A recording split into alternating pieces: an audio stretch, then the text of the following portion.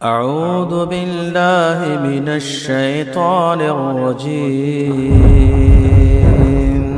بسم الله الرحمن الرحيم. اقرأ باسم ربك الذي خلق. کہ جو لوگ اللہ کو چھوڑ کر کے کسی دوسری جگہ کچھ مانگنے کے لیے جاتے ہیں، ایک آستہ چھوٹتا ہے تو مختلف آستانوں کے اوپر یہ جو جاتا ہے، مقصد کیا ہے جانے کا؟ مقصد یہ ہے کہ وہاں سے اس کو فائدہ ملے، رزق ملے، اولاد ملے، روپیہ پیسہ ملے، دنیاوی زندگی کا ایسا عشرت ملے. جن کی تم عبادت کر رہے ہو اللہ کو چھوڑ کر کے، یہ کسی رزق کے مالک نہیں ہے. لا یملکون رزقا، جب یہ مالک ہے ہی نہیں تو فَاطَّلُبُوا عِندَ اللَّهِ الرِّزْقَ، تو اللہ تبارک و تعالیٰ سے رزق مانگو. جو کچھ مانگنا ہے اللہ سے، رزق اسی کے پاس ہے.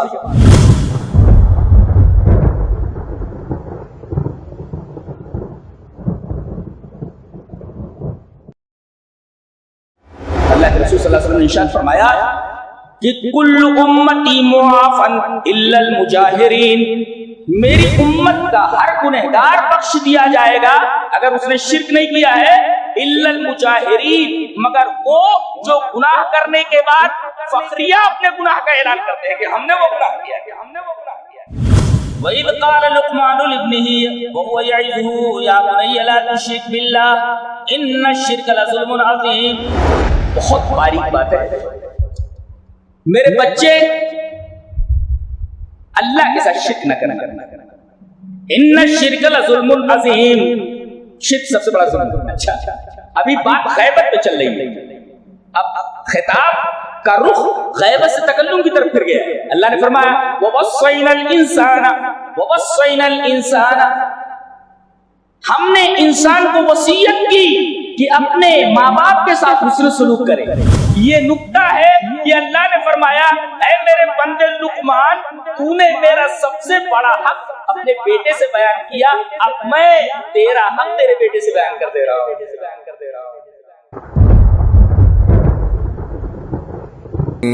علیکم ورحمۃ اللہ وبرکاتہ. بسم اللہ الرحمن الرحیم. قرآن حکیم کے 21ویں پارے کی تفسیر کا خلاصہ پیش کیا جا رہا ہے.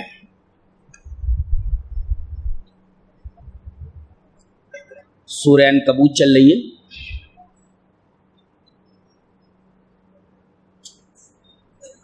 اس کا ایک بڑا حصہ 20ویں پارے کے آخر میں ہے اور اس کا ایک چھوٹا سا حصہ 21ویں پارے میں.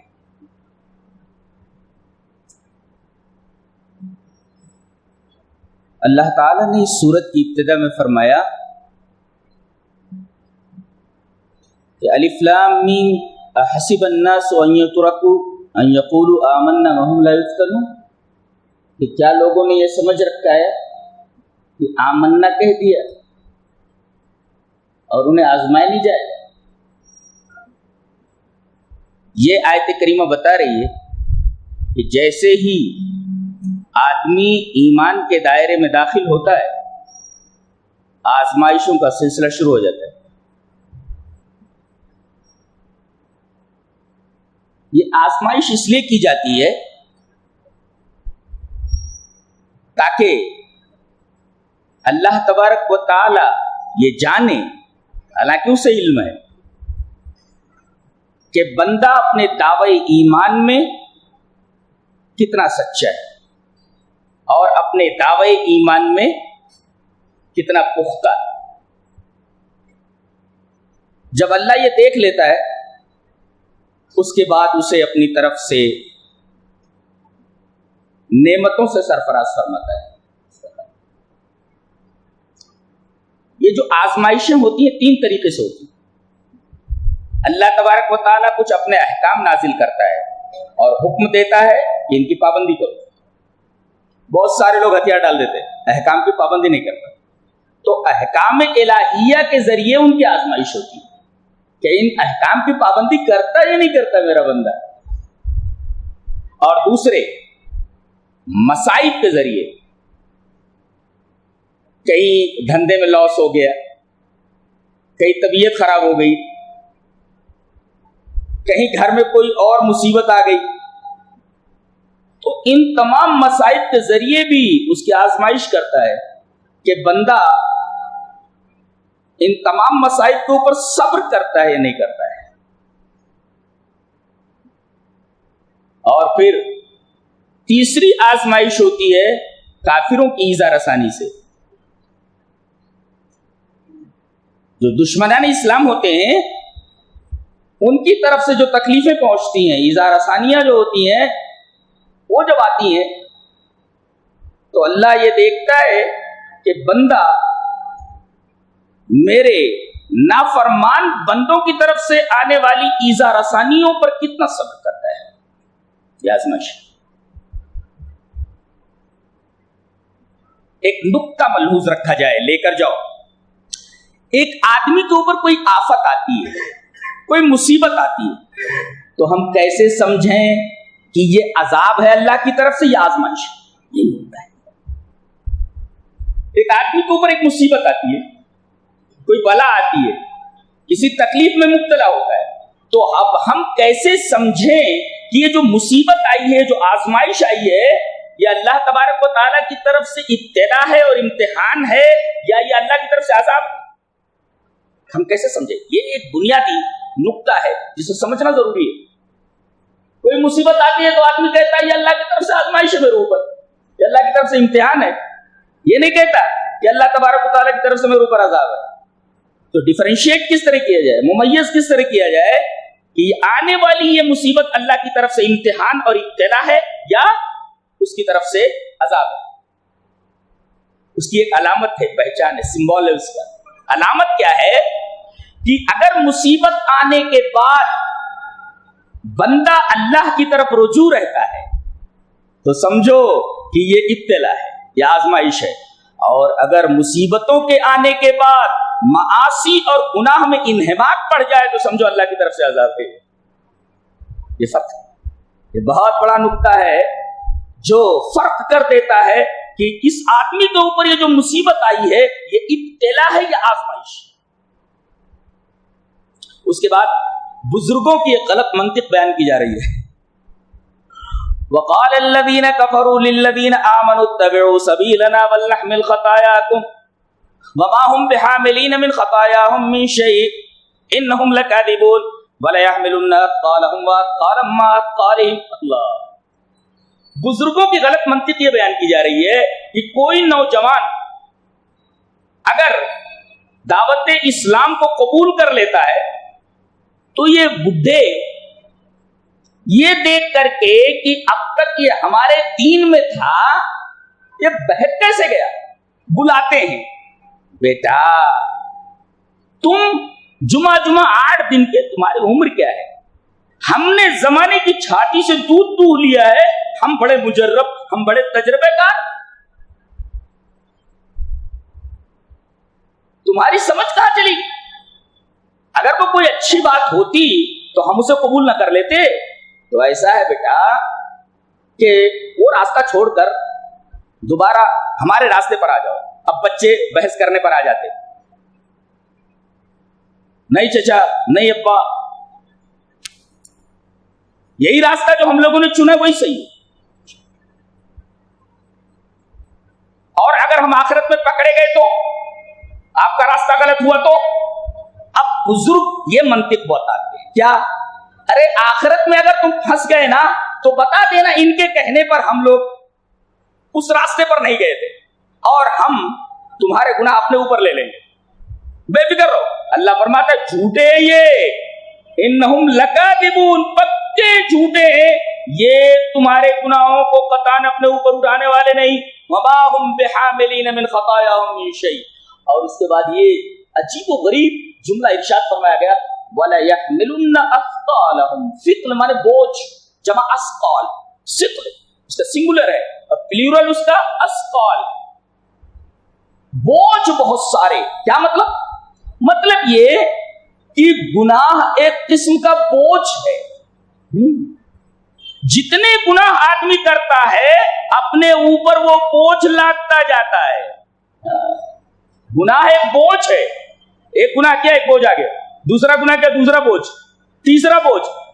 आदमी का गुनाह दर हकीकत एक बोझ है, जितने गुनाह वो करता है बोझ उसके ऊपर लदता चला जाता है। तो अल्लाह ये फरमा रहा है ये गुनाह एक बोझ है, इनका तो बोझ इनके ऊपर है ही गुनाहों का, ये दूसरों के गुनाहों का बोझ लेने के लिए तैयार है, तो हम कयामत के दिन इनके ऊपर इनके बहकाने की वजह से एक और बोझ लाद देंगे।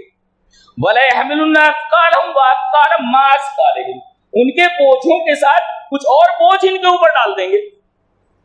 तो ये बुजुर्गों की गलत मंतिक है जो यहां बयान की गई।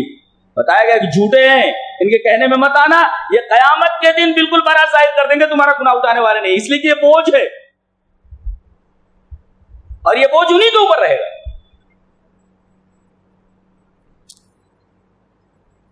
उसके बाद एक बड़ी अजीबोगरीब बात फरमाई गई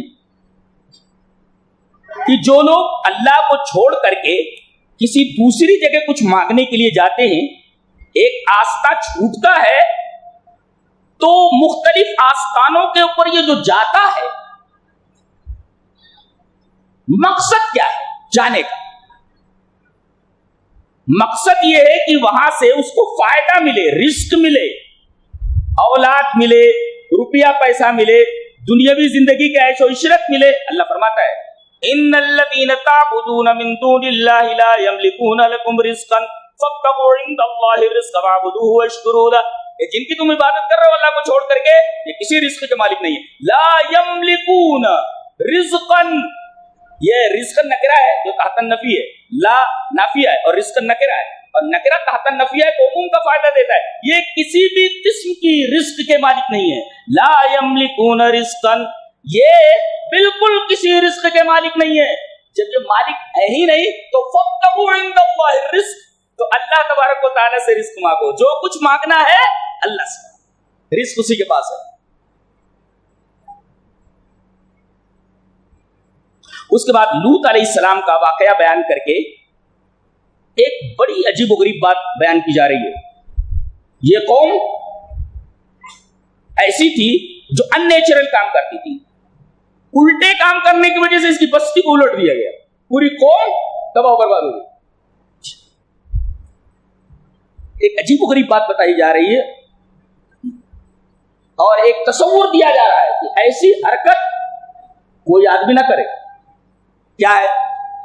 इन्नकुम लतातून रिजाल व तक़तऊन सबील व तातून फी नादीकुमुल मुनकर, एक तो तुम औरतों को छोड़कर मर्दों के पास जाते हो, दुनिया का गलीज तरीन काम करते हो, ये दुनिया का गलीज तरीन काम है। एक तो ये गलीज तरीन और कबीह तरीन काम करते हो, वतातून फी नादीकुमुल मुनकर, और जब अपनी मजलिसों में आते हो तो अलल एलान उस गुनाह को बयान करते हो। तो एक गलीज गुनाह का इर्तिकाब और दूसरे उस गलीज गुनाह का अलल एलान बयान, उसका जिक्र। अल्लाह फरमाता है कि तुम कितने बड़े अजाब के मुस्तहिक हो, हम तुम्हें अजाब का मजा चखाते हैं, बस्ती उलट दी। एक नुक्ता हदीस में बयान किया गया, इस वाक़े की शरह में अल्लाह के रसूल सल्लल्लाहु अलैहि वसल्लम ने इरशाद फरमाया कि कुल्लु उम्मती मुआफन इल्लल मुजाहिरीन, मेरी उम्मत का हर गुनहगार बख्श दिया जाएगा अगर उसने शिर्क नहीं किया है, इल्लल मुजाहिरीन, मगर वो जो गुनाह करने के बाद फखरिया अपने गुनाह का ऐलान करते हैं कि हमने वो गुनाह किया है। एक है गुनाह करना और एक है गुनाह का ऐलान करना। गोया गुनाह तो गुनाह है ही, खता है, और ये बयान करना तमर्रुद है, सरकशी है।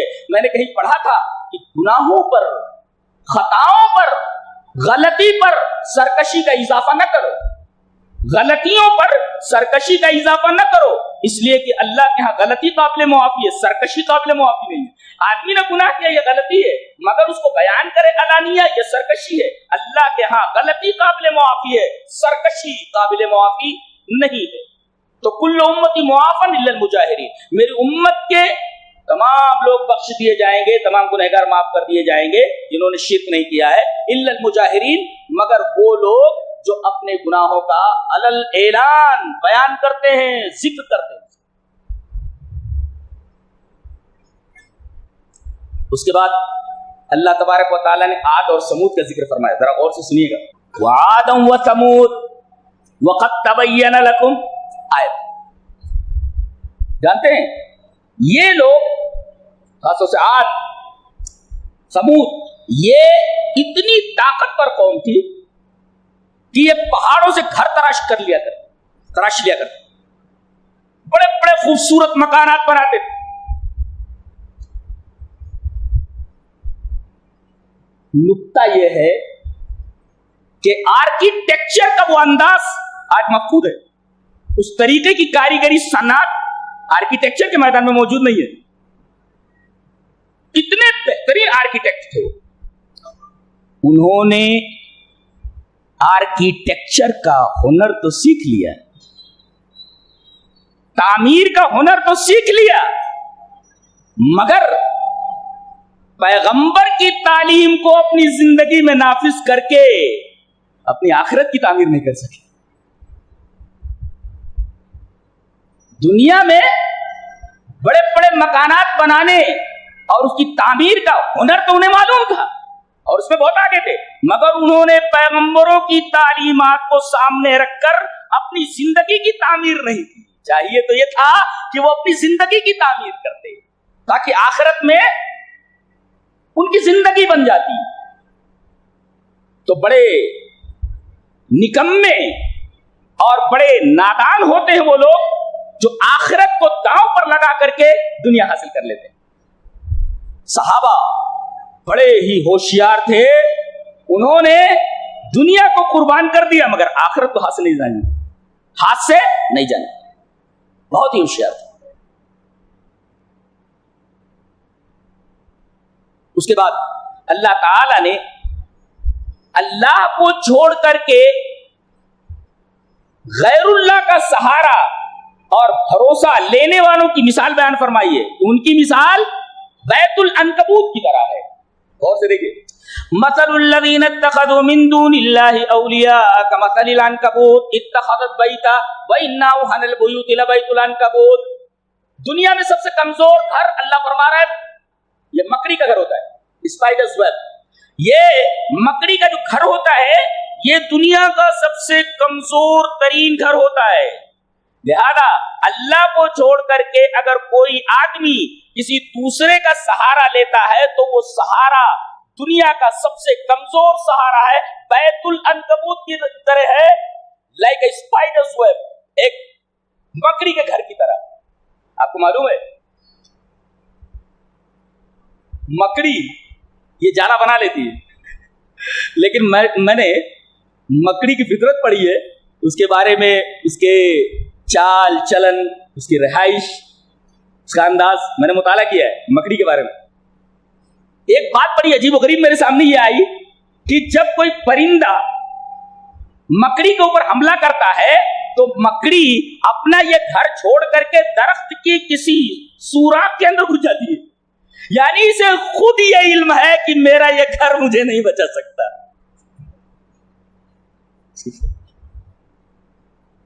مکڑی کا یہ مزاج ہے کہ جب بھی اس کے اوپر کوئی حملہ آور ہوتا ہے وہ اپنے گھر میں ہوتی ہے.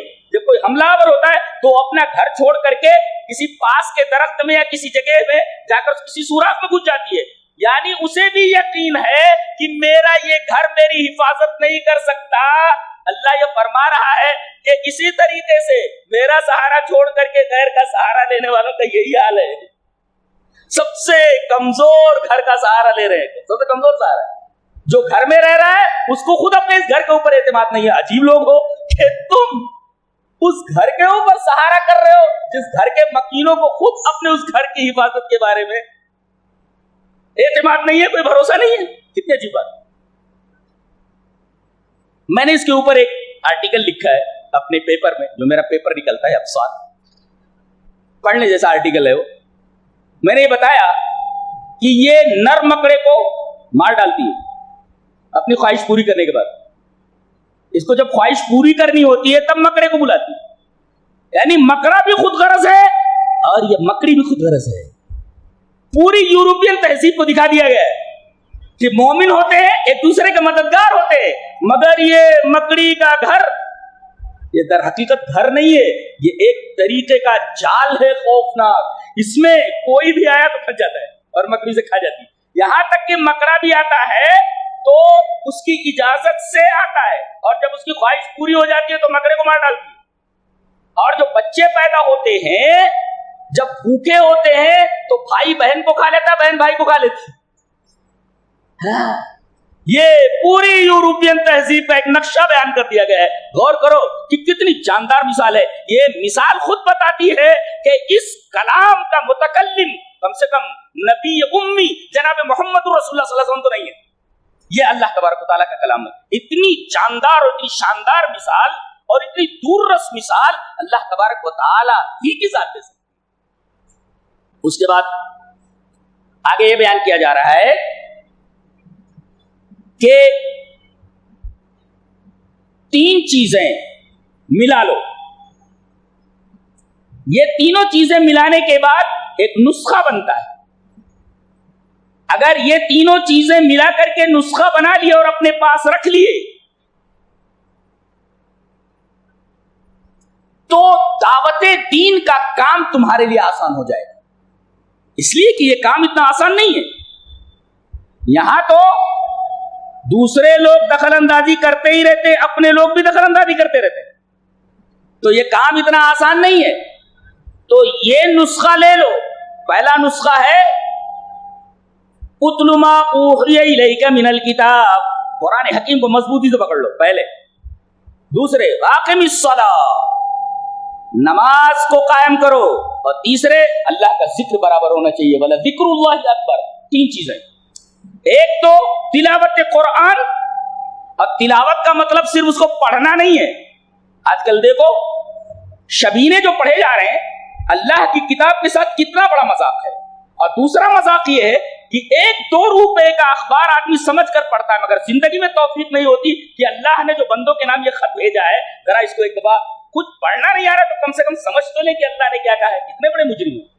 کل قیامت کے دن ایسے تمام مسلمانوں کے اوپر اللہ کے رسول کی طرف سے مقدمہ دائر کیا جائے گا قرآن حکیم کے خلاف، اور مدعا ایسے تمام مسلمان ہوں گے جو وہاں اللہ تبارک و تعالیٰ کی عدالت کے کٹہرے میں کھڑے ہوں گے. جواب نہیں بن پڑے گا. 5 روپے کا اخبار آدمی سمجھ کر پڑھتا ہے، مگر زندگی گزر جاتی ہے قرآن حکیم کو سمجھ کر پڑھنے کی توفیق نہیں ہوتی. ایک مرتبہ ترجمہ دیکھ کر بھی نہیں پڑھتا کہ میرے معبود نے میرے لیے جو خط بھیجا اس خط کا مطلب کیا ہے. تو اتل ما اوحی الیک من الکتاب، تلاوت کرو، سمجھو، پڑھو، دوسروں تک پہنچاؤ. اور دوسرے واقم الصلاۃ، نماز کو قائم کرو. تیسرے اللہ کا ذکر برابر ہونا چاہیے. اللہ کا ذکر بہت بڑا ذکر ہے. اچھا، نماز کو قائم کرنے کے بعد، حکم دینے کے بعد ایک بات کہی گئی، ان الصلاۃ تنہی عن الفحشاء والمنکر. نماز کی خاصیت ہے کہ آدمی اگر نماز کا پابند ہوتا ہے، نماز کو قائم کرتا ہے، تو اس کو نماز فحشاء اور منکر، بے حیائی اور بری باتوں سے روک دیتی ہے.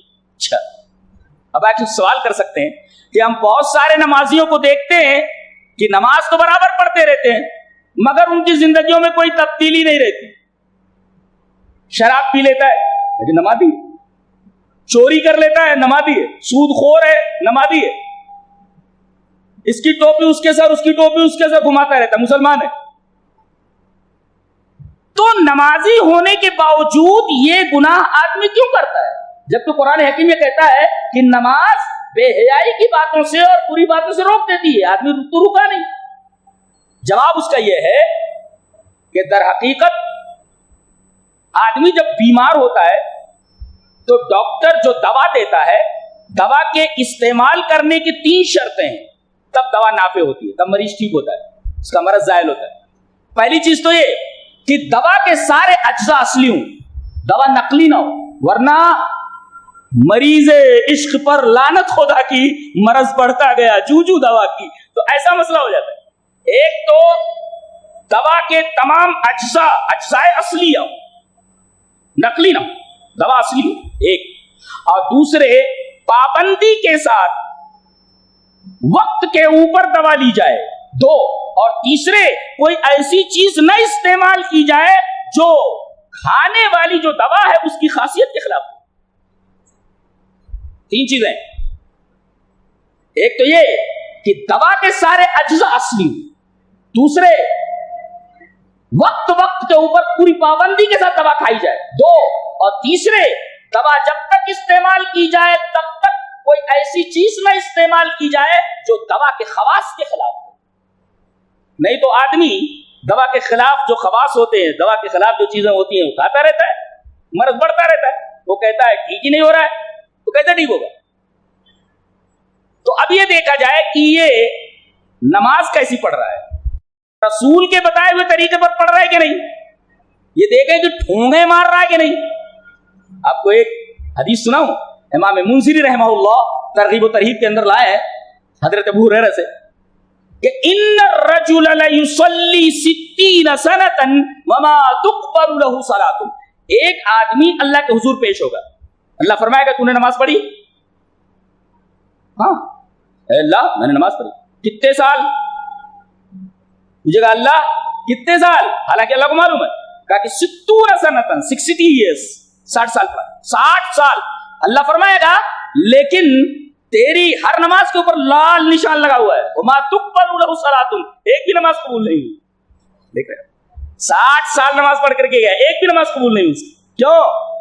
آدمی چاہتا ہے جس طریقے سے جائے ہم نماز پڑھ لیں، ایسی نماز چلنے والی نہیں ہے. محمد صلی اللہ علیہ وسلم نے جس طرح نماز پڑھی ہے، آپ نے فرمایا صلو کما رأیتمونی اصلی، نماز اس طرح پڑھو جس طرح تم مجھے پڑھتے ہوئے دیکھتے ہو. اگر نماز نبوی نہیں ہے تو آپ کی وہ نماز بارگاہ الہی میں شرف قبول نہیں حاصل کر سکتی ہے. کیا دیکھو آدمی 60 سال نماز پڑھ کر کے گیا ہے، وما تقبل له صلاۃ، یہاں بھی نکرت آتن نفی ہے، ایک بھی نماز قبول نہیں ہوئی ہے. بس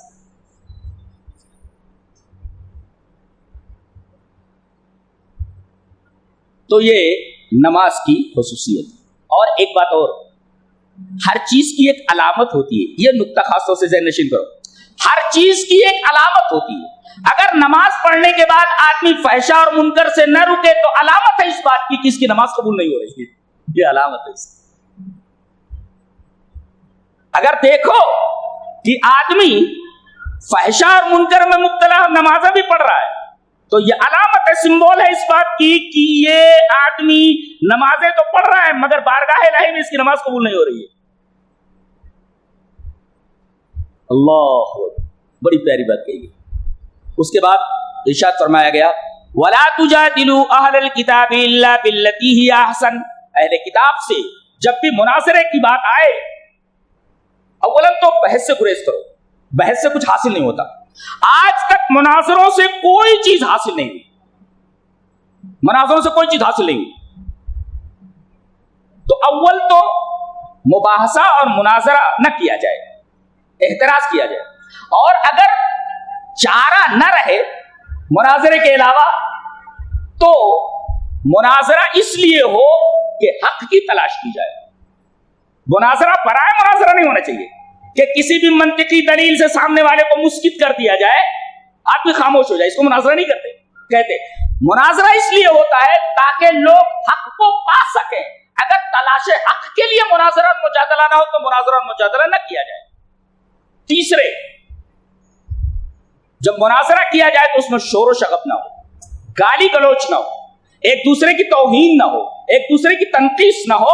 ایک دوستانہ فضا میں ایک فرینڈلی جو انداز ہے اس انداز سے مناظرہ کیا جائے. یہ قرآن حکیم کا حکم ہے. وَلَا تُجَادِلُوا أَهْلَ الْكِتَابِ إِلَّا بِالَّتِي هِيَ أَحْسَنُ. حسین نہیں، احسن، بہترین انداز سے بحث کرو تاکہ سامنے والے کو برا نہ لگے اور وہ حق کو جان لے. إِلَّا الَّذِينَ ظَلَمُوا مِنْهُمْ. بعض مناظرہ باز ہوتے، ایک ہوتا مناظرہ کرنے والا اور ایک ہوتا مناظرہ باز. دونوں میں فرق ہے. ایک ہے مناظرہ کنندہ، مناظرہ کرنے والا، اور ایک ہوتا مناظرہ باز. تو مناظرہ باز اگر مناظرے کے لیے آئے تو کہہ دیا جائے ہم تم سے مناظرہ نہیں کرتے. الا الذین ظلموا منہم سے استثناء کر دیا گیا کہ مناظرہ باز اگر ہے تو اس سے مناظرہ نہ کیا جائے، اس لیے کہ یہ حق کی تلاش کے لیے تو آیا ہی نہیں، یہ خالی منطقی دلائل دے کر کے سامنے والے کو مفہم اور مسکت کرنے کے لیے آیا ہے. تو الا الذین ظلموا سے مناظرہ بازوں سے مناظرہ کرنے کی रियायत नहीं दी गई और इजाजत नहीं दी। उसके बाद नबी अकरम सल्लल्लाहु अलैहि वसल्लम के ऊपर लगाए गए एक इल्जाम का जवाब दिया जा रहा है। इल्जाम यह है कि ये किसी से पढ़ लेता है, इसका कोई मुअल्लिम है, और ये बड़ी बड़ी बातें जो करता है ये इसे कोई सिखा देता है। अच्छा, अब कुरान हकीम बोलता है, ये बताओ कि इसका मुअल्लिम कौन?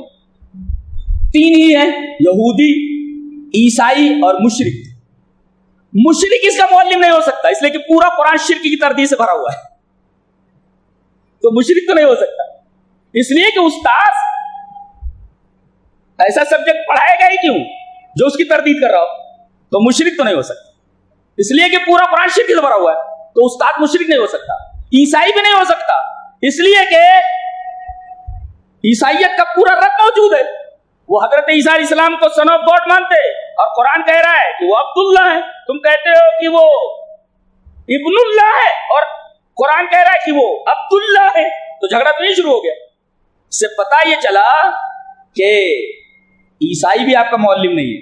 तीसरे यहूद, अगर यहूदी कोई मुअल्लिम होता तो यहूदियों की सारी कारस्तानियां बयान कर दी गई हैं सूरह फातिहा में, गैरिल मग़ज़ूबि अलैहिम वलद्दालिन, ऐ अल्लाह मक़सूब का रास्ता तो नहीं चाहिए।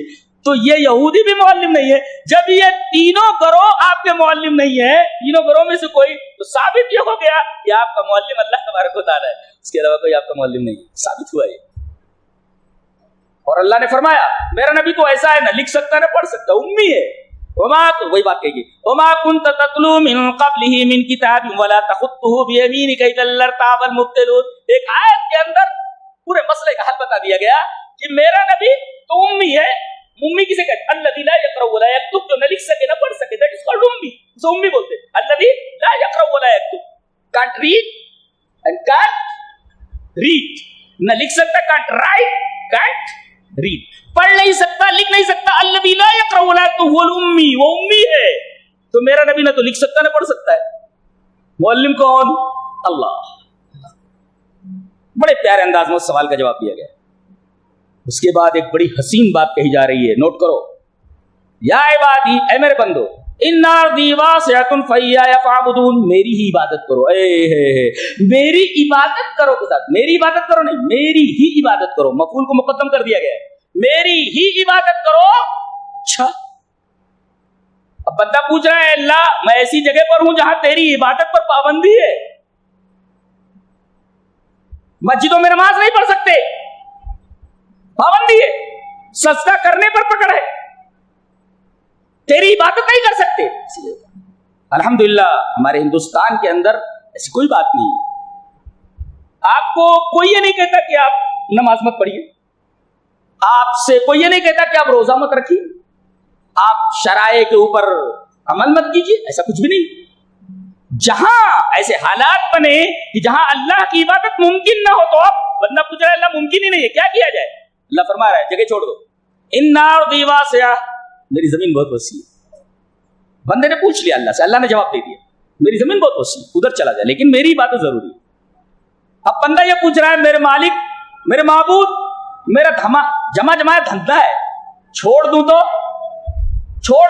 मैं मर जाऊंगा, उसका जवाब दिया जा रहा है कुल्लु नफ्सिन ज़ाइक़तुल मौत। मान बात, ये सवाल पैदा हुआ, मर जाऊंगा, खाना कहां मिलेगा? जमा जमाया धंधा छोड़ दूं, कहां जाऊंगा मैं? भूखा मर जाऊंगा, मेरे बच्चे भूखे मर जाएंगे। जवाब दिया जा रहा है मसला ये नहीं है कि जान कैसे बचाई जाए, मसला ये है कि ईमान कैसे बचाया जाए, वो बताया गया है। कुल्लु नफ्सिन ज़ाइक़तुल मौत, हर आदमी को मरना है, एक दिन मरना सबको है, तो मरने से क्या डर, सब बताया जा रहा है।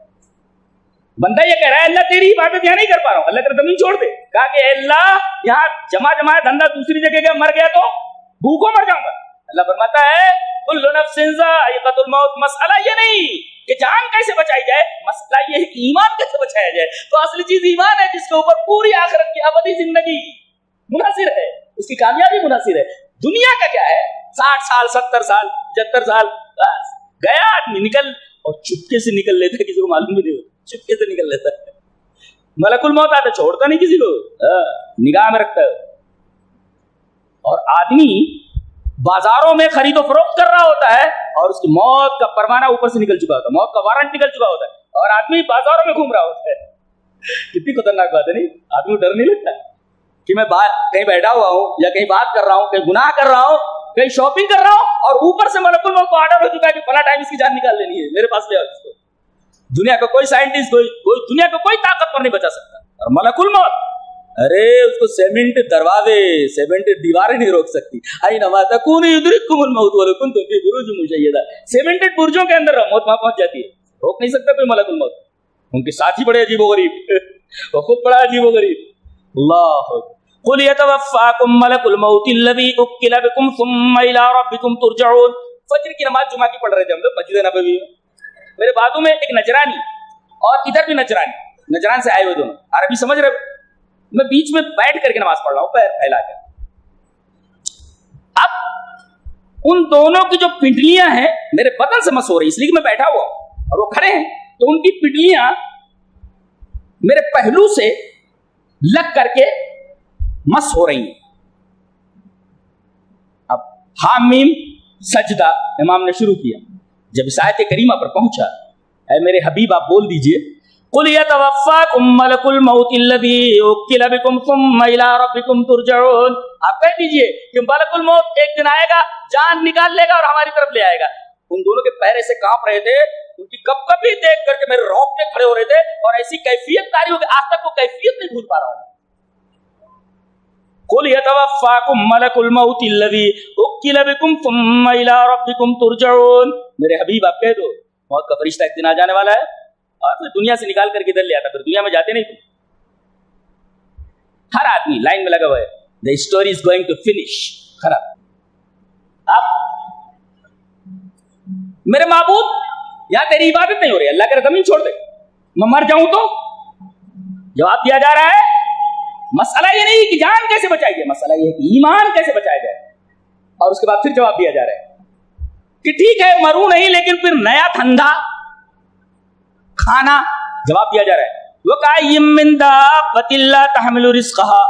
کتنے پرندے ہیں, کتنے جاندار ہیں, کیا وہ اپنا رزق اپنے ساتھ لیے پھرتے ہیں کیا؟ پرندہ ہے اپنی جگہ سے, اپنے گھونسلے سے نکلتا ہے, نکلنے کے بعد ہم اسے رزق دے سکتے ہیں, تو تجھے رزق نہیں دے سکتے. وَكَأَيٍّ مِّن دَابَّةٍ, دیکھیں اسٹائل بولنے کی کیسی ہے, ہر سوال کا جواب. وَكَأَيٍّ مِّن دَابَّةٍ لَّا تَحْمِلُ رِزْقَهَا. اللہ اکبر, اللہ انہیں روزی دیتا ہے. کتنے جانور ہیں, کتنے پرندے ہیں, اپنے گھروں سے نکلتے ہیں, اللہ ان کا رزق میں پہنچاتا ہے, پہنچا دیتا ہے. سوال کا جواب ہے. اس کے بعد اللہ یہ فرما رہے, یہ سوالات کیوں پیدا ہوتے ہیں؟ زمین چھوڑ دوں, مر جاؤں گا, روزی کیوں ملے گی, یہ سوال کہاں پیدا ہوتا ہے؟ وہ جواب دیا جا رہا ہے سوال کہاں سے پیدا ہوتا ہے. اس سوال کے سورس کو ڈھونڈا ہے قرآن حکیم. کیا کتاب ہے, سبحان اللہ, تو پریشان ہو جاتا پڑھ کر کے. کہاں یعنی جہاں بھی کوئی شوشہ ابھرتا ہے ذہن کے پردے پر, اللہ اس کو پکڑ لیتا ہے. کہا کہ دنیا کے پیچھے پڑا ہوا ہے. وما هذه الحیات الدنیا الا لهو ولعب وان الدار الاخرة لهي الحیوان لو كانوا يعلمون. یہ سوال اس وجہ سے پیدا ہو رہا ہے کہ دنیا سے تجھے بڑی محبت ہے, دنیا کا کھیل اور تماشا ہے. وما هذه الحیات الدنیا الا لهو ولعب وان الدار الاخرة لهي الحیوان. ایک نکتہ بتا رہا ہوں پڑھے لکھے لوگوں کے لیے. دنیا کی زندگی کو حیات کہا گیا ہے, حیات, اچھا, اور آخرت کی زندگی کو حیوان کہا گیا, حیوان نہیں, حیوان. کیوں؟ دنیا کی زندگی کو حیات اور آخرت کی زندگی کو حیوان کہا گیا. وما هذه الحیات الدنیا الا لهو ولعب وان الدار الاخرة لهي الحیوان لو كانوا يعلمون. پہلے یہ سمجھ لو کہ کھیل ہے, اور دنیا کا اچھے سے اچھا کھیل ہو, گیم کتنا بھی اچھا ہو, اوور ہو جاتا ہے. The game is over, کھیل ختم, کھیل ختم. تو زندگی بھی ایک کھیل ہے. The game is over, خلاص. وما هذه الحیات الدنیا الا لهو ولعب. کھیل ہے, گیم ہے, اور ہر گیم کتنا بھی اچھا ہو اوور ہوتا ہے. The game is over, خلاص.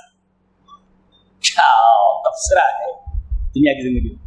اچھا, ہم یہ بتا رہے تھے نکتہ پڑھے لکھے لوگوں کے لیے, آپ بھی پکڑیے اس کو, غور کیجیے. دنیا کی زندگی کو حیات کہا گیا اور آخرت کی زندگی کو حیوان کہا گیا. کیوں؟ عربی کا قاعدہ ہے کہ زیادت اللفظ تدل علی زیادت المعانی، کہ لفظ کی زیادتی معانی کی زیادتی کے اوپر دلالت کرتی ہے. تو یہ سمجھ لو اے کیا بات کہے گی کہ کسی لفظ کے آخر میں اگر الف نون آ جائے تو اس سے شخصیت مراد ہوتی ہے، حقیقت مراد ہوتی ہے. اور اس کے مقابلے میں کوئی لفظ لایا جائے جس کے آخر میں الف نون نہ ہو تو اسے صورت مراد ہوتی ہے. نہیں سمجھے؟ کس سے سمجھا رہا ہوں؟ کوئی لفظ ہے، عالم لوگ سمجھ گئے اور وہ خاتون بھی سمجھ گئی سب جو عالمہ ہیں کہ کسی لفظ کے آخر میں اگر الف نون لے آیا جائے تو اس سے حقیقت مراد ہوتی ہے، اور اس کے مقابلے میں کوئی ایسا لفظ اسی مادے کا لایا جائے لیکن آخر میں الف نون نہ ہو تو اس سے صورت مراد ہوتی ہے. نہیں سمجھے؟ میں ہوں، سامنے میرے آئینہ ہے، سمجھا دیا میں نے، سمجھ گئے؟ میں ہوں، سامنے آئینہ ہے، الف نون میں ہوں بے شک، اور آئینے میں جو تصویر دکھ رہی ہے وہ میری صورت ہے. تو قرآن حکیم یہ بولتا ہے آخرت کی زندگی حقیقی زندگی ہے تو صورت ہے خالی. یہ تدبر، اس کو تدبر بولتے ہیں. یہ بہت غور و فکر کے بعد معلوم ہوتا ہے. یہ ہر آدمی وہاں تک نہیں پہنچ سکتا. نحو، صرف، بلاغت، منطق، دنیا کے بہت سارے علوم کی ضرورت ہے یہاں تک پہنچنے کے لیے علوم. لیکن قرآن حکیم کو سمجھنے کے لیے ان تمام علوم کی ضرورت نہیں. میں سمجھا رہا ہوں، آپ سمجھ گئے کہ نہیں؟ سمجھانے والا ہونا چاہیے، سمجھنے والا ہونا چاہیے، ہر چیز سمجھ میں آ جاتی ہے. وما هذه الحیات، تو ہم لوگ صرف صورت ہیں اور حقیقی شخصیت اور حقیقت وہاں ہے. وما، حقیقت تو ہے، یہ تو صورت ہے آئینے میں، اور آئینے میں صورت کی کوئی اہمیت نہیں ہوتی. اہمیت جو کچھ ہے وہ شخصیت کی ہے اور حقیقت کی ہے. وما هذه الحیات الدنیا الا لهو ولعب وان الدار الاخرۃ لہی الحیوان لو كانوا يعلمون. کاش تمہیں معلوم ہوتا. کھیل اور تماشا. ایک واقعہ سنانے جا رہا ہوں، علامہ البانی نے نقل کیا ہے. دیکھو دل تھام لو آئے، ورنہ میرا خیال ہے کہ دل کی دھڑکنیں کہیں رک جائیں. متوجہ ہو پوری طرح، ہلو بھی نہیں، بالکل ہلنا نہیں. Don't move. متوجہ ہے؟ ڈونٹ موو اے بٹ، تھوڑا بھی ہلنا نہیں. حضرت عبداللہ ابن عمر رضی اللہ تعالیٰ عنہ اپنے ساتھیوں کے ساتھ کہیں جا رہے ہیں. ایک جنگل سے گزر ہوا، دھوپ کافی تیز ہے، دوپہر کا وقت ہے. حضرت عبداللہ ابن عمر نے اپنے ساتھیوں سے کہا ادھر پہاڑ کے پاس ایک سایہ ہے، وہاں چل کر کے تھوڑا سستا لیتے ہیں اور وہاں کھانا کھا لیتے ہیں، اس کے بعد سفر جاری رکھیں. وہاں پہنچتے ہی حضرت عبداللہ ابن عمر نے یہ کہا کہ دسترخوان کھول لو، لاؤ کھانا کھا لیں. جیسے دسترخوان بچھایا گیا اچانک حضرت عبداللہ ابن عمر نے دیکھا کہ ایک چرواہا بکریاں لے آ رہا ہے. کہا کہ مسلمان ہے، اسے آنے دو، اس کو بھی ساتھ میں کھانے میں شریک کر لیں گے. وہ آیا، انہوں نے کہا ہمارے ساتھ کھانا کھا لو. چرواہے نے کہا انی صائم، میں روزے سے ہوں، میں روزے سے ہوں. تقویٰ دیکھ رہے ہیں آپ؟ چرواہے روزے سے ہوں، تو اس وجہ سے میں آپ کے ساتھ بیٹھ کر کھانا نہیں کھا سکتا. حضرت عبداللہ ابن عمر نے دیکھا کہ بکری کا چرواہا بکریوں کا اتنا متقی. کہا کہ اتنی دھوپ میں، جبکہ دھوپ کافی تیز ہے اور ایک جگہ تھوڑی دور دور تک بکریاں چرانے کے سایہ نہیں ملتا ہے، اور آدمی روزہ رکھ کر کے بکریاں چرا رہا ہے. کیسا تقویٰ ہے! انی صائم بولتا، میں آپ کے ساتھ کھانا نہیں کھا سکتا اس لیے کہ میں روزے سے ہوں. حضرت عبداللہ ابن عمر نے آزمانا چاہا، یہ ایسے تقویٰ شو تو نہیں کر رہا ہے، جھوٹا تو نہیں ہے، اپنا تقویٰ ظاہر کر رہا ہو. کہا کہ ایک بات کہوں، ایک بکری مجھے دے دو، ہم لوگوں کے کام آ جائے گی، پیسہ لے لو اپنی جیب میں رکھ لو، اور مالک سے یہ بول دینا کہ بھیڑیا کھا گیا. اس لیے کہ عام طور پر سہارا میں بھیڑیے جانوروں کو پکڑ لیتے، تو کہہ دینا کہ بکری ایک بھیڑیا اٹھا لے گیا اور یہ پیسہ اپنی جیب میں رکھ لینا. مسکرا کر کہنے لگا ٹھیک ہے. میں پیسہ لے لیتا, بکری آپ کو دے دیتا, مالک سے بول دیتا کہ بکری کو بھیڑیا اٹھا لے گیا. این اللہ, اللہ کہاں ہے؟ اللہ کہاں؟ حضرت عبداللہ ابن عمر فرماتے ہیں کہ وہ بکری کا چرواہا دور تک میری نگاہوں کے سامنے تھا اور میں اسے دیکھتا گیا اور روتے روتے حضرت عبداللہ ابن عمر فرما رہے ہیں این اللہ, این اللہ, این اللہ. حضرت عبداللہ ابن عمر یہ جملہ بیان کرتے کرتے روتے روتے بے حال ہو گئے. این اللہ, اللہ کہاں ہے؟ این اللہ, اللہ کہاں ہے؟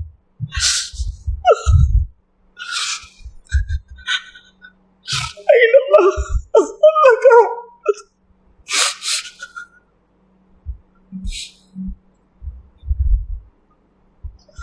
بکریوں کا وہ چرواہا نظروں سے اوجھل ہو گیا. واپسی میں جب مدینہ پہنچے تو پتہ کروایا کہ بکریوں کو چرواہا ملا تھا. کون ہے وہ؟ ارے بولے وہ غلام ہے فلاں صاحب کا, غلام ہے فلاں صاحب کا, نوکر غلام ہے. کہا اس کی قیمت بتاؤ, جتنی بھی قیمت مانگو گے میں دے دوں گا, اسے آزاد کرو. اس نے آگے والی بات سننے جیسی کہا کہ جتنا پیسہ مانگو میں دینے کے لیے تیار ہوں, لیکن اس کو آزاد کرو. کہا ٹھیک ہے, موٹا پیسہ بتایا اس نے, پیسہ دے دیا اور آزاد ہو گیا. اس کے بعد حضرت عبداللہ بن عمر یہ فرما رہے, جملہ نوٹ کرو, کہ اگر وہ این اللہ کہنے کی وجہ سے دنیا کی غلامی سے نجات پا گیا تو مجھے امید ہے کہ این اللہ کہنے کی وجہ سے وہ جہنم کی آگ سے بھی نجات پا جائے گا. اللہ کہاں ہے؟ اللہ کہاں؟ اللہ کہاں؟ تو وما هذه الحیات الدنیا الا لہو ولعب وان الدار الاخرۃ لہی الحیوان لو کانوا یعلمون. اس چرواہے کے نزدیک دنیا کی اہمیت کیا تھی آپ نے اندازہ لگایا؟ کہا کہ دنیا کھیت تماشا دنیا, میں اپنے رب کو کیا جواب دوں گا؟ اللہ کہاں ہے؟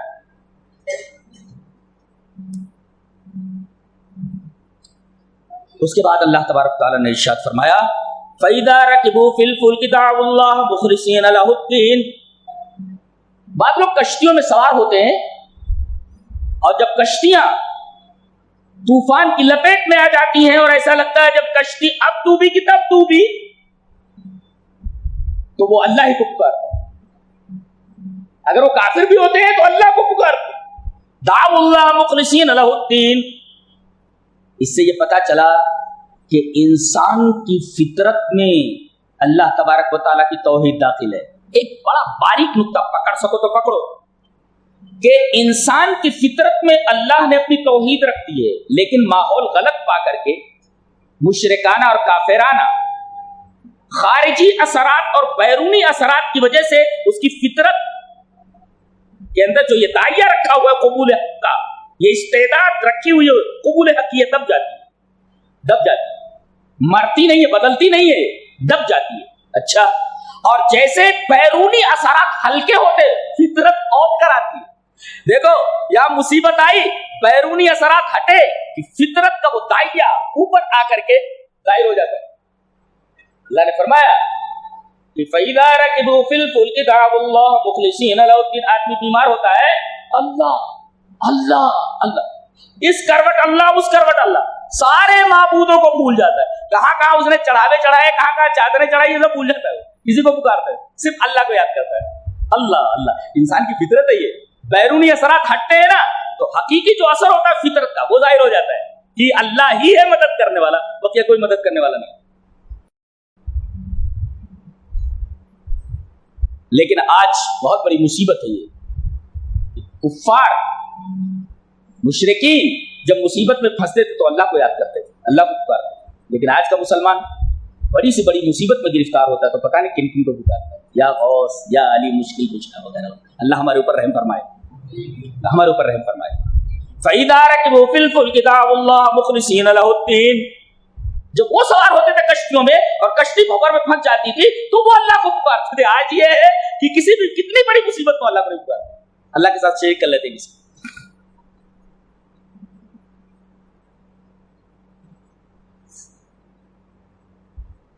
اس کے بعد اللہ نے ارشاد فرمایا والذین جاہدوا فینا لنہدینہم سبلنا وان اللہ لمع المحسنین.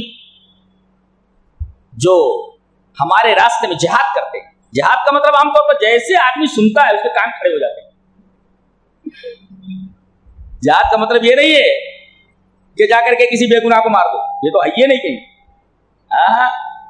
کسی بے گناہ کو مار ڈالو جا کر کے, چاہے وہ مسلم ہو یا غیر مسلم ہو.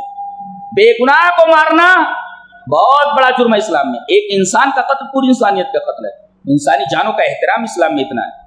یہاں جہاد سے مراد یہ ہے, علامہ ابن قیم نے لکھا ہے کہ ایک جہاد ہے جہاد بالنفس, نفس کے ساتھ جہاد, اور دوسرے ہوا, انسان کی جو خواہشات ہوتی ہیں. انسان کی خواہشات کیا کیا اللہ کبھی پوری نہیں ہوتی. اللہ فرما رہا ہے دنیا میں کسی کی خواہش پوری نہیں ہوتی, ہماری جنت میں آ جاؤ تمام خواہشیں پوری کر دیتے ہیں. تمہارا حال یہ ہے کہ ایک خواہش پوری نہیں ہوئی, ایک آرزو پوری نہیں ہوئی, ایک تمنا پوری نہیں ہوئی کہ دوسری تمنا, دوسری آرزو اور دوسری خواہش سر اٹھائے کھڑی رہتی ہے. بقول غالب کہ ہزاروں خواہشیں ایسی کہ ہر خواہش پہ دم نکلے, بڑے بہت نکلے میرے ارمان, لیکن پھر بھی کم نکلے. تو عالم یہ ہے کہ ایک خواہش پوری نہیں ہوتی کہ دوسری خواہش سر اٹھائے کھڑی رہتی ہے. ایک تمنا پوری نہیں ہوئی, دوسری تمنا سر اٹھائے کھڑی رہتی ہے. ایک آرزو کی تکمیل ہوئی نہیں کہ دوسری آرزو سر اٹھائے کھڑی رہتی ہے. تو ہماری جنت میں آ جاؤ تمام آرزوؤں کی تکمیل کر دیتے ہیں. گویا کہ جنت مقام تکمیل تمنا اور مکان تسکین آرزو ہے. یہاں ساری آرزوؤں کی تسکین, یہاں ساری تمناؤں کی تکمیل ہونے والی ہے. اللہ, دنیا میں کسی کی آرزو پوری نہیں ہوتی.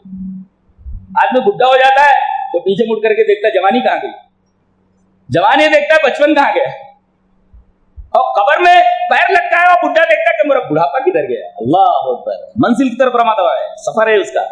جیسے ہی پیدا ہوتا ہے سفر میں رما دوا ہو جاتا ہے.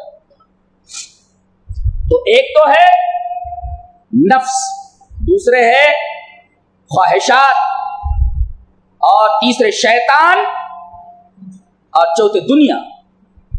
علامہ ابن قیم یہ فرما رہے الفوائد کے اندر, ان کی ایک بہت جامع کتاب ہے جس میں قرآنی نکات بہت زیادہ ہے. علامہ ابن قیم اس میں بتایا کہ من جاہد هذه الاربع, جو ان چاروں سے جہاد کر لے جائے, نفس سے, خواہشات سے, شیطان سے, دنیا سے, تو اللہ تبارک و تعالی اسے اپنی جنت کی طرف ہدایت دے دے گا. یہ مطلب ہے یہاں والذین جاہدوا فینا, ان چاروں سے جہاد کر لے اگر تو لنہدینہم سبلنا, تو ہم اسے جنت کا راستہ بتا دیتے, ہدایت دے دیتے جنت کی طرف. آ جا تیری جنت. سورہ روم شروع ہو رہی ہے, ذرا اس کے پس منظر میں چلے جاتے ہیں, تھوڑا سا بیک گراؤنڈ میں. نبی کریم صلی اللہ علیہ وسلم کی پیدائش ہوئی 507 عیسوی میں, آپ کو نبوت ملی 516 میں. 500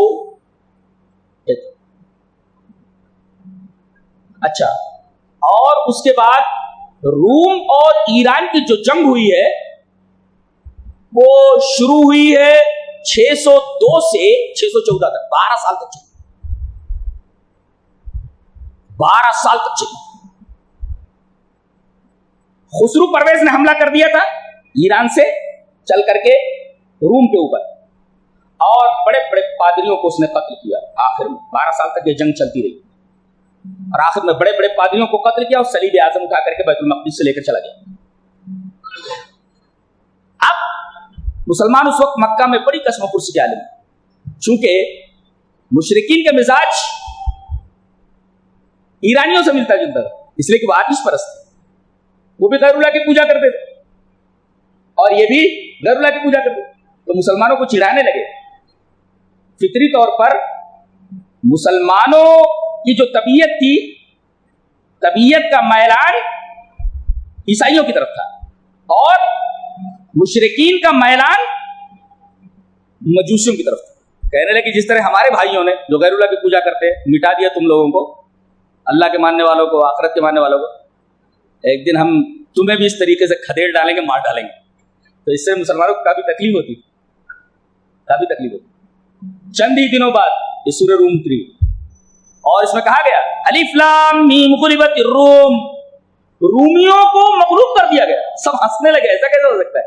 اس لیے کہ ابھی تو یہ ہارے ہیں پوری طرح اور ان کے پاس یہ وسائل نہیں کہ دوبارہ حملہ کر سکیں، پوری طرح انہیں پست کر دیا گیا. لیکن چونکہ پیشین گوئی تھی، ابی بن خلف نے تو باقاعدہ جھگڑا کر لیا حضرت ابوبکر سے، کہا کہ ایسا کیسے ہو سکتا ہے. حضرت ابوبکر کو اتنا یقین تھا اس پیشین گوئی کے اوپر، انہوں نے شرط لگا لی. اس وقت شرط حرام نہیں ہوئی تھی. شرط اور انعام میں فرق ہے. شرط دونوں طرف سے ہوتی ہے. اگر میں کامیاب 100 روپیہ تو دے گا اور اگر نہیں ہوا تو 100 روپیہ میں دوں گا، ایسا شرط دونوں طرف سے ہوتی ہے. اور انعام ایک طرف سے ہوتا ہے. انعام جائز ہے، شرط جائز نہیں. تو اس وقت شرط حرام نہیں ہوئی تھی. حضرت ابوبکر صدیق نے ابی بن خلف سے شرط لگا لی کہ اگر 3 سال کے اندر، ایسا کچھ انہوں نے کہا، کوئی مدت رکھی، اگر رومی غالب نہیں ہوئے تو اتنے اونٹ میں دوں گا ورنہ اتنے اونٹ تم دینا. تو یہ بات نبی کریم صلی اللہ علیہ وسلم تک پہنچی تو آپ نے فرمایا کہ بضع سنین کا لفظ ہے، 10 سے کم پر بولا جاتا ہے، لہذا ایسا کرو اونٹ کتنے رکھے ہو تم شرط میں؟ بولے 10. کہا کہ اونٹوں کی تعداد بڑھا لو اور مدت بڑھا لو. مدت بڑھا کر کے 3 بولے ہو نا تو 10 کر لو، 10 سال کے اندر اندر ہی. اور اونٹوں کی تعداد بڑھا کر کے 100 کر لو. اور ویسے ہی ہوا. ادھر میدان بدر کے اندر مسلمان کامیاب ہو، وہیں خوشخبری آئی کہ اس طریقے سے رومی غالب ہو گئے ہیں مجوسیوں کے اوپر، ان کو خدیر ڈالا ہے اور اپنی زمین واپس لے لی ہے. تو اللہ تبارک و تعالی نے میدان بدر میں 2 خوشیاں دی. ایک تو ان کے اوپر فتح اور دوسرے وہ خبر سن کر کے اللہ تبارک و تعالی نے 2 خوشیوں سے نوازا میدان بدر کے اندر مسلمانوں کو. یہ سورہ روم کا پس منظر ہے. الف لام میم غلبت الروم، یہ پس منظر ہے. گویا کہ اللہ تبارک و تعالی نے جو پیشین گوئیاں قرآن حکیم میں فرما دی ہیں، ساری کی ساری پیشین گوئیاں حرف بحرف صادق ہو رہی ہیں، صادق آ چکی. اس کے بعد ایک بہت پیاری بات فرمائی جا رہی ہے. کیا بات ہے، اللہ کیسی پیاری پیاری باتیں کرتا ہے. فرمایا گیا یعلمون ظاہرا من الحیات الدنیا، یہ لوگ دنیاوی ظاہری دنیا کے اوپر فدا ہیں اور ان کو ظاہری دنیا کا علم ہے. خالی یعلمون ظاہرا من الحیات الدنیا، دنیا کی جو صورت ہے اس کے اوپر فدا ہے، اسی کو جان رہے ہیں، دنیا کی زندگی کے ظاہر کو دیکھ رہے ہیں. اس کی تفسیر میں حسن بصری نے کہا اللہ کی قسم میں نے ایسے لوگ بہت غور سے سنو ہے اس آیت کی تفسیر، دنیا کے ظاہر کو بس جانتے ہیں، خالی بس اسی کا علم ہے. حسن بصری کہتے ہیں اس آیت کریمہ کی تفسیر میں کہ اللہ کی قسم میں نے ایسے شخص کو دیکھا ہے جو اپنے ناخن کے اوپر درہم کو رکھ کر کے درہم کا وزن بتا دے. درہم کتنے وزن کا ہے لیکن اسے نماز پڑھنی نہیں آتی. یہ دنیا ہے، دنیا کے بارے میں اتنا ماہر کہ ناخن کے اوپر درہم رکھ کر کے درہم کا وزن بتا دے. درہم کا وزن اتنا ہے لیکن ایسے دنیا کے اندر ہوشیار آدمی کو سیدھے سے نماز پڑھنی نہیں آتی ہے. یہ دین کا حال ہے. تو دنیا کے معاملے میں چست مگر دین کے معاملے میں انتہائی سست، یہ حال ہے مسلمانوں کا. بچو اس سے بچو.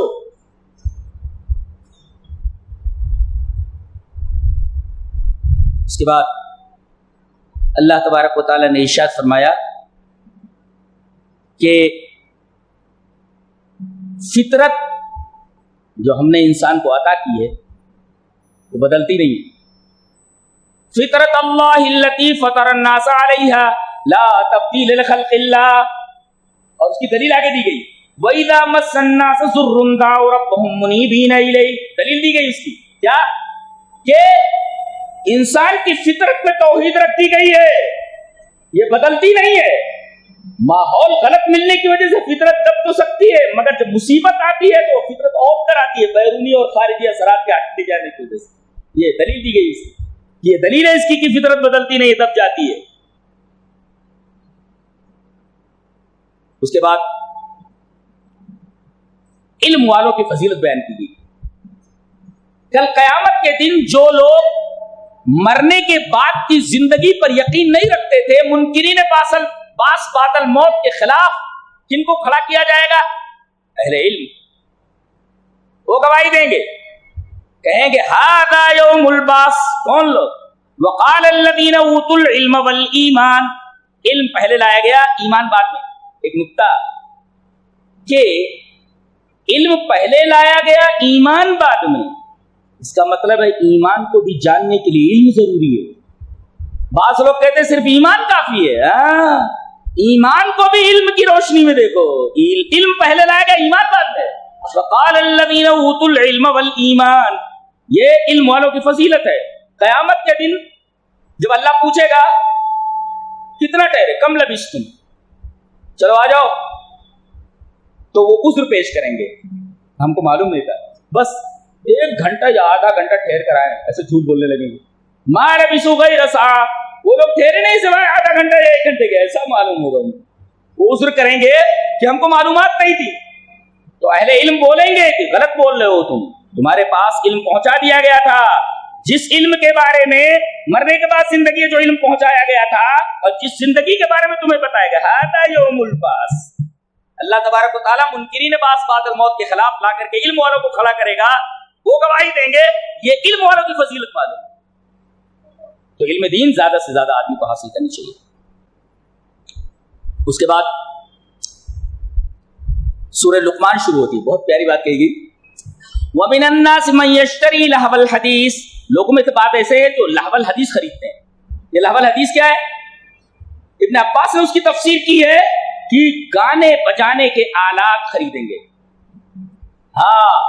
اور 19ویں پارے میں زور کی تفسیر ابن جریر طبری نے لکھا ہے کہ مجاہد کہتے ہیں کہ لا یشہدون الزور کا مطلب لا یسمعون الغنا.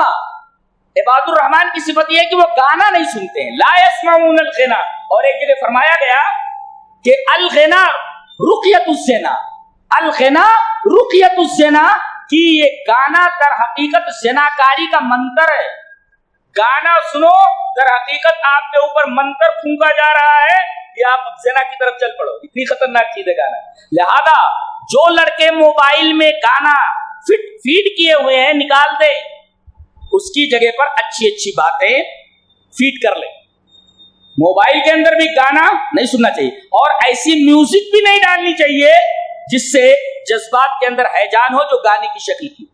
اس لیے کہ یہ قسم کا منتر ہے, الغنا رقیۃ الزنا. یہ گانا در حقیقت زنا کا منتر ہے, یہ منتر پڑھتا رہتا ہے. گانا جیسے جیسے سنیں گے وہ منتر آپ کے اوپر پڑھتا رہے گا شیطان, اور آپ کو بولے گا آپ گانا سن لیا نا, منتر پڑھ لیا نا میں نے, اب تو چل زنا کاری کر. تو الغنا رقیۃ الزنا. اس کے بعد حضرت لقمان جو ایک حکیم تھے, وہ اپنے بیٹے کو نصیحت کر رہے, بہت غور سے سنیے. وَإِذْ قَالَ لُقْمَانُ لِابْنِهِ وَهُوَ يَعِظُهُ يَا بُنَيَّ لَا تُشْرِكْ بِاللَّهِ إِنَّ الشِّرْكَ لَظُلْمٌ عَظِيمٌ. بچہ بیٹھا ہوا ہے, بہت ہی باریک بات کہنے جا رہا ہوں, آپ لوگ میری طرف مکمل متوجہ ہیں. دن بھر سو کر تھکتے نہیں آپ لوگ, سو لیا کرو, اس کے بعد درس میں آؤ. جی بیٹا بیٹھا ہوا ہے سامنے, بہت باریک بات ہے. میرے بچے اللہ کے ساتھ شرک نہ کرنا. ان الشرک لظلم عظیم, شرک سب سے بڑا ظلم ہے. اچھا, ابھی بات غیبت پہ چل رہی ہے, اب خطاب کا رخ غیبت سے تکلم کی طرف پھر گیا ہے. اللہ نے فرمایا وَوَصَّيْنَا الْإِنسَانَ, ہم نے انسان کو وصیت کی کہ اپنے ماں باپ کے ساتھ حسن سلوک کرے. خطاب غیبت سے تکلم کی طرف پھر گیا. اب یہ کہا جا رہا تھا کہ لقمان نے اپنے بیٹے سے کہا کہ اے میرے بچے, اللہ کے ساتھ شرک نہ کرنا, شرک سب سے بڑا ظلم. ڈائریکٹ کلام کا رخ غیبت سے خطاب, غیبت سے تکلم کی طرف اس طرح پھرا. اللہ فرما رہا ہم نے وصیت کی انسان کو. یہ نکتہ ہے کہ اللہ نے فرمایا اے میرے بندے لقمان, تو نے میرا سب سے بڑا حق اپنے بیٹے سے بیان کیا, اب میں تیرا حق تیرے بیٹے سے بیان کر دے رہا ہوں. تیرا حق کیا ہے؟ یہ ہے کلام کا غیبت سے تکلم کی طرف پھر جانا. وَإِذْ قَالَ لُقْمَانُ لِابْنِهِ, حضرت لقمان نے اپنے بیٹے سے اللہ تبارک و تعالیٰ کا سب سے بڑا حق کہ اس کے ساتھ کسی کو شریک نہ کیا جائے وہ بیان کیا. تو اللہ فرماتا ہے وَوَصَّيْنَا, یہ کہا جا سکتا اللہ نے کہا, نہیں, اللہ نے نہیں کہا, وَوَصَّيْنَا الْإِنسَانَ, ہم نے کہا انسان سے. اللہ فرما رہا ہے ہم نے کہا انسان سے. کہ اپنے ماں باپ کے ساتھ حسن سلوک کر کہ میرے بندے لقمان تو نے میرا سب سے بڑا حق اپنے بیٹے سے بیان کر دیا، تو میں اب تیرا حق جو ہے وہ میں تیرے بیٹے سے بیان کر دیتا ہوں۔ اور اس میں یہ کہا کہ ہم نے انسان کو وصیت کی، وَوَصَّيْنَا الْإِنسَانَ بِوَالِدَيْهِ، اپنے والدین کے ساتھ حسن سلوک کرو، اس بات کی وصیت کی۔ اور اس کے بعد صرف ماں کا تذکرہ کیا جا رہا ہے۔ اللہ اکبر، غور سے آئے دیکھیں کلام کا انداز دیکھیں۔ وَوَصَّيْنَا الْإِنسَانَ بِوَالِدَيْهِ، ہم نے وصیت کی انسان کو کہ اپنے ماں باپ کے ساتھ حسن سلوک کرے۔ ہو گیا ماں باپ دونوں کے ساتھ حسن سلوک۔ اس کے بعد الگ سے ماں کا ذکر ہو رہا ہے۔ حملته امه وهنا على وهن وفصاله في عامين ان اشكر لي ولوالديك والي المصير، الي المصير۔ اللہ اکبر، ماں جو ہے حمل کی حالت میں کمزوری پر کمزوری سہ کر اسے اٹھائے رہتی ہے 9 مہینے تک۔ یہ ماں باپ دونوں کے ساتھ حسن سلوک کا حکم دے کر کے خصوصی طور پر ماں کا ذکر کیا معنی رکھتا ہے، یہ بیان کرنے کے لیے کہ ماں کا حق باپ کے حق سے بڑھ کر کے۔ بخاری شریف کی ایک روایت ہے جسے امام بخاری رحمہ اللہ کتاب الادب کے اندر لائے ہیں کہ ایک شخص آیا، ایک شخص آیا، کہا کہ اللہ کے رسول، من احق بحسن صحابت، میرے حسن سلوک کا، حسن صحبت کا سب سے زیادہ مستحق کون؟ قال امک، تیری ماں۔ کہا کہ اس کے بعد؟ کہا کہ تیری ماں۔ کہا کہ اس کے بعد؟ کہا کہ تیری ماں۔ کہا کہ اس کے بعد؟ کہا تیرا باپ۔ پتہ یہ چلا کہ 3 درجہ ماں کا باپ سے بڑھ کر کے۔ تو ماں زیادہ حسن سلوک کی مستحق ہے، اس لیے کہ 3 کام ایسے کرتی ہے جو شوہر کر ہی نہیں سکتا، انسان کر ہی نہیں سکتا۔ بعض بیویاں غصے میں آ کر کے بول دیتی ہیں، کیا بول دیتی ہیں؟ ایک بچہ پیدا کر کے بتاؤ، ساری ہیکڑی آواز آتی ہے، ایک بچہ پیدا کر کے بتاؤ، کیا تکلیف ہوتی ہے؟ اللہ، اس کیفیت کو ہم لوگ نہیں سمجھ سکتے، ماں ہی سمجھ سکتے۔ ایک بچہ پیدا کر کے بتاؤ، تو حملت امہ وہنا علی وہن، تھک تھک کر 9 مہینے تھکی رہتی ہے۔ لہذا بیوی کے ساتھ ایسے حالات میں انتہائی حسن سلوک کیا جائے، وہ حسن سلوک کی مستحق ہے۔ اس کے اوپر ہاتھ نہ اٹھایا جائے، بھیجا اس کے اوپر کسی بات کا پریس نہ کیا جائے، زور نہ ڈالا جائے۔ وہ تو بیچاری ویسے بھی اللہ تبارک و تعالیٰ کے حکم کی تعمیل کر رہی ہے، بچے پیدا کر رہی ہے۔ 3 کام کیسے کرتی ہے جو مرد نہیں کر سکتا؟ 9 مہینے پیٹ میں نہیں اٹھا رکھتا، ایک، اور دوسرے جیسے ہی پیدا ہوتا ہے ماں اسے اپنا دودھ پلانے لگتی ہے، وہی خون جو اس کے بدن میں دوڑتا ہے اللہ اسے دودھ میں تبدیل کر دیتا ہے، اور 2 سال تک دودھ پلانا ہے۔ میرا خیال ہے کہ 2 سال کے اندر اتنا دودھ پلا دیتی ہے کہ آپ اندازہ نہیں لگا سکتے کتنا پلا دیتی ہے۔ اور تیسرے، پیدائش کے وقت جو تکلیف برداشت کرتی ہے، موت و حیات کی کشمکش میں ہوتی ہے، جی پورے بدن کے اوپر زلزلے کا تریان ہوتا ہے۔ اللہ تبارک و تعالیٰ نے عورت کی اس حالت سے باس بادل موت کی دلیل لی ہے، آگے بتائیں گے ہم۔ اس حالت سے، یہ حالت اتنی زبردست ہے کہ اللہ تبارک و تعالیٰ نے عورت کی اس حالت سے باس بادل موت پر استدلال کیا ہے۔ زلزلے کا تریان ہوتا ہے اس کے پورے بدن کے اوپر، بچہ باہر آ جاتا ہے۔ جیسے اذا زلزلت الارض زلزالها واخرجت الارض اثقالها، زمین کے اوپر ہم زلزلہ تعلی کر دیتے، زمین اپنے اندر جو کچھ باہر نکال دیتی ہے، ایسے پیدائش کے وقت ماں کے بدن کے اوپر زلزلہ طاری ہو جاتا ہے اور بچہ باہر نکل آتا ہے۔ اللہ تبارک و تعالیٰ نے عورت کی اس حالت سے باس بادل موت پر استدلال کیا ہے۔ تو یہ 3 کام ماں کرتی ہے، لہذا وہ 3 کام ایسے ہیں جو مرد نہیں کر سکتا، لہذا فطری طور پر ماں 3 درجے باپ سے زیادہ حسن سلوک کی مستحق ہے۔ اس کے بعد عقیدہ بتا رہے ہیں، پہلے یہ بتایا کہ اللہ کے ساتھ کسی کو شریک نہ کرنا، اب اس کے بعد عقیدہ بتا رہے ہیں۔ میرے بچے، یا بنی انہا ان تک مثقال، اگر ایک ذرے کے برابر بھی کسی چٹان کے اندر کوئی چیز ہو تو اللہ تبارک تعالیٰ اس کو لے آئے گا۔ وہی میں نے بتایا کہ تمام صفات کا خلاصہ 2 ہی چیز، اللہ کا کمال علم، اللہ کا کمال قدرت۔ اللہ کا کمال علم یہ کہ کسی چٹان کے اندر کوئی ذرہ اگر موجود ہے تو اللہ کو اس کا علم ہے، یہ اس کے کمال علم کی دلیل ہے، اور اس کو لے آئے گا یہ اس کے کمال قدرت کی دلیل ہے۔ تو گویا کہ تمام صفات کا خلاصہ اللہ کا کمال علم اور اللہ کی کمال قدرت۔ تو اس جو ہے وصیت متعلقہ بعقائد، عقیدے سے متعلق. اتنی بڑی بات ہے اللہ کے علم کو آدمی سامنے رکھے کہ اللہ میری ہر حرکت کو دیکھ رہا ہے اور مجھے سزا دینے پر قادر ہے. آدمی کی حالت خراب ہو جائے گی اگر ان دو صفتوں کا صحیح تصور کر لے تو. اللہ کو علم ہے تم کیا کر رہے ہو، اور اللہ تم سے نمٹ سکتا ہے، تمہیں سزا دے سکتا ہے. یہ دو صفات تمام صفات کا خلاصہ ہے، کمال علم اور کمال قدرت. تو یہ ہوا وصیت کا معاملہ جس کا تعلق عقائد سے ہے. اب اعمال سے، یا بنی اقم الصلاۃ وامر بالمعروف وانھ عن المنکر، اے میرے بچے تو نماز قائم کر. یہ دیکھو یہ وصیت کی جا رہی ہے جس کا تعلق عمل سے، یعنی عمل میں سب سے مقدم عقیدے کے بعد جو چیز ہے وہ نماز ہے. اقم الصلاۃ. زکوٰۃ کے بارے میں نہیں کہا اس لیے کہ بچہ زکوٰۃ کا مستحق، بچہ زکوٰۃ کی استطاعت نہیں رکھتا تھا لہذا وہاں زکوٰۃ کو حذف کر دیا گیا. کیا بیان ہے، دیکھو اللہ بیان کا انداز دیکھ رہے ہو. یا بنی اقم الصلاۃ، زکوٰۃ نہیں کہا گیا اس لیے کہ وہ صاحب استطاعت نہیں تھا، لہذا اقم الصلاۃ پر بات ختم کر دی گئی. تو پہلے بچے کو توحید کی تعلیم دیجیے اور اس کے بعد نماز کی پابندی کروائیے، اور 10 سال کے ہو جائیں نہ پڑھیں تو مارو ان کو، اگر 10 سال کے ہو جانا پڑو.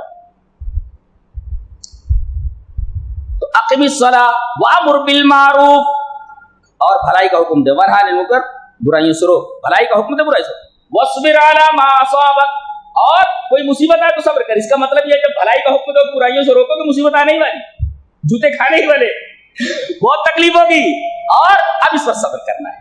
ان ذالک من عزم الامور، اگر بھلائی کا حکم دو گے برائی سے روکو گے، مصیبت آنے والی، پریشانی آنے والی، تو حل واصبر علی ما اصابک. صبر بہت بڑی چیز ہے. امر بالمعروف اور نہی عن المنکر کی راہ میں بہت بڑی چیز صبر ہے، اس سے بہت ساری مصیبتیں ٹل جاتی ہیں. اور اس کے بعد اب اخلاق کے تعلق سے بات کہی جا رہی ہے.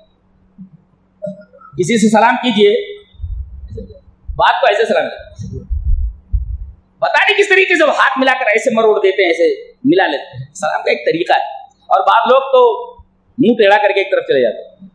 فرمایا گیا وَلَا تُصَعِّرْ خَدَّكَ لِلنَّاسِ وَلَا تَمْشِ فِي الْأَرْضِ مَرْحًا، زمین پر اکڑ کر نہ چل اور منہ ٹیڑھا مت. وہ ایک سور بیماری ہوتی تھی، وہ اونٹ کے گردن میں ہو جاتی تھی، گردن ایسے ٹیڑھی ہو جاتی تھی اونٹ کی. تو ایسا مت کر، وَلَا تُصَعِّرْ خَدَّكَ، اپنے گال کو سے ٹیڑھا مت کر جیسے وہ سور کی بیماری ہو جاتی ہے، اونٹ کو تو ٹیڑھا ہو، اس کی گردن ٹیڑھی ہو جاتی ہے، ایسا مت کر. خندہ پیشانی سے ہر ایک کے ساتھ مل، چھوٹا ہو بڑا ہو یہ مت دیکھ، بلکہ ہر ایک سے خندہ پیشانی کے ساتھ مل. یہ اخلاق کی سب سے بڑی بات کہی گئی ہے. وَلَا تُصَعِّرْ خَدَّكَ لِلنَّاسِ وَلَا تَمْشِ فِي الْأَرْضِ مَرْحًا، زمین پر اکڑ کر مت چلے. جگہ کہا گیا زمین پر اکڑ کر چل رہا ہے، تیری اوقات کیا ہے؟ پہاڑ کو پھاڑ دے گا کیا؟ إِنَّكَ لَن تَخْرِقَ الْأَرْضَ وَلَن تَبْلُغَ الْجِبَالَ طُولًا، پہاڑ کو پھاڑ دے گا کیا؟ پہاڑ سے بلند ہو جائے گا. تیری اوقات کیا؟ دیکھ لے، تیرے سامنے پہاڑ کھڑا ہے، سمندر کے کنارے کھڑے ہو جاؤ اللہ کی عظمت کو دیکھنے کے.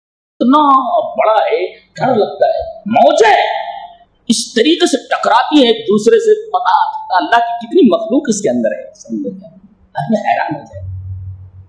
تیری اوقات کیا ہے؟ آدمی کا اوقات بتا دیتا ہے اللہ تبارک و تعالیٰ. اور وقصد فی مشیک واغضض من صوتک، اور میانہ روی کی چال اختیار کر. اس لیے کہ یہودی جب چلتے تھے تو اکڑ کر چلتے تھے، اور عیسائی جب چلتے تھے تو بڑے متواضعانہ انداز میں بیمارانہ چال. لہذا کوئی آدمی اگر بیچ والی چال چلتا ہے، کون سی؟ نہ زیادہ اکڑ کر کے اور نہ زیادہ مریضوں سے تھی چال، تو گویا کہ اس چال کے اندر یہودیوں کی بھی مخالفت ہو جاتی ہے اور عیسائیوں کی. وقصد فی مشیک، دوڑ کر کے چلنا پھالتو، یہ سکینت اور وقار کے خلاف ہے. آرام سے نماز میں بھی دوڑ کر کے مت آؤ، شامل ہو، سکینت اور وقار کے ساتھ آؤ. اور زور سے مت بولو. زور سے بولنے کا مطلب یہ ہے کہ بھئی آپ بیان کر رہے ہو تو اجازت ہے آپ کو. یہاں زور سے بولنے کا مطلب ہے کسی کے اوپر آپ روب جمانے کی وجہ سے اگر بول رہے ہیں، وہاں یہ بولنا مراد ہے. وغضض من صوتک، اپنی آواز کو پست رکھ. اور اگر روب ڈالنے کے لیے کسی کے اوپر زور سے چلا رہا ہے، آواز پست رکھ. ان انکر الاصوات لصوت الحمیر، دنیا میں سب سے بری آواز گدھے کی آواز ہوتی ہے، بولا گیا. تبصرہ کتنا خوفناک ہے، کتنا شاندار تبصرہ ہے. میں غور کر رہا تھا کہ آخر گدھے ہی کی آواز کو یہاں دلیل میں کیوں لایا گیا؟ بہت ساری بھیانک آوازیں ہیں، کتے کی آواز ہے، اس کی آواز ہے، اس کی آواز ہے. ایک جگہ میں نے پڑھا کہ دنیا کے یہ واحد جانور جس کی آواز میں ردم نہیں ہوتا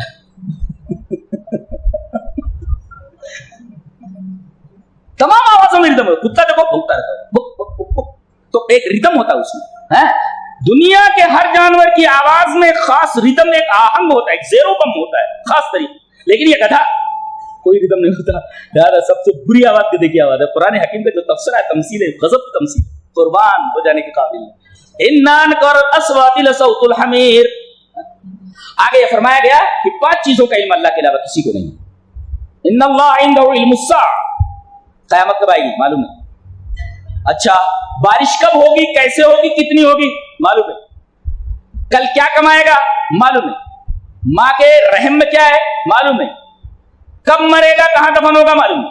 5 چیزوں کا علم اللہ تبارک و تعالیٰ کے علاوہ کسی کو نہیں. ایک واقعہ تفسیر مظہری میں نے دیکھا، ایک تفسیر قرآن حکیم کی تفسیر مظہری، اس میں دیکھا کہ منصور عباسی نے، خلیفہ تھا، اس نے خواب میں ملک الموت کو دیکھ لیا. کہا کہ بڑی اچھی بات ہے، حضرت ہی آ گئے ہیں، چلیے کچھ پوچھ لیا جائے.